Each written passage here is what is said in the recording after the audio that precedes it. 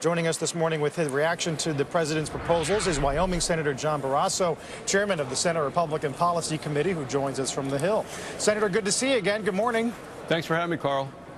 There was a bit of some optimism to the speech. He gave the Speaker of the House some love, talking about humble roots and making something of yourself in this country. What did you think?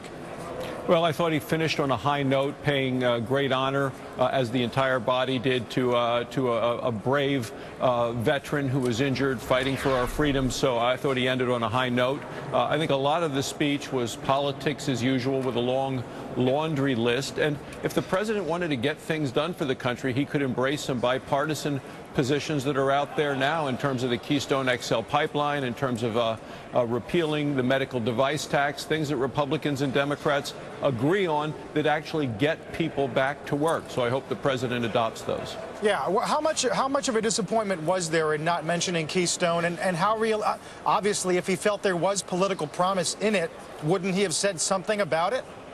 Well, if he really wanted to work with Congress, he would have, because we have 62 members of the Senate who support it. Every governor along the route supports it. It's important for energy jobs. The State Department predicts 42,000 jobs, good-paying jobs, energy security, less money sent to overseas to some folks who aren't necessarily our best friends and allies on issues. So I think it's a winner for the country, but the president should have embraced it.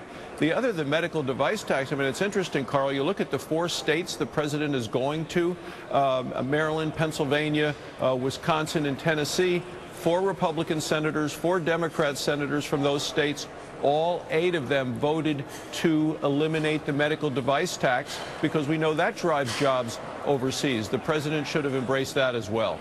Sir, just on the subject of Keystone and that figure that you quoted again, that it could generate 42,000 jobs. I read the Washington Times op-ed that you put that in. Just as a broader context, that's about as many jobs as retail tends to generate within a given month. 42,000, although we want jobs, is not necessarily a game changer, is it?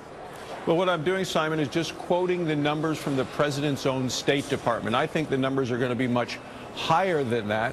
Plus, it has to do, I think, also with energy security. The president talked a little bit about energy with natural gas. I think that's important. The regulations, and he says he can cut through regulations. Well, he ought to be doing that, because his EPA is coming out with regulations that's making it harder and more expensive to produce American energy and American jobs. So I'd like to see the president cut that red tape and focus on what I consider red, white, and blue energy jobs for our country.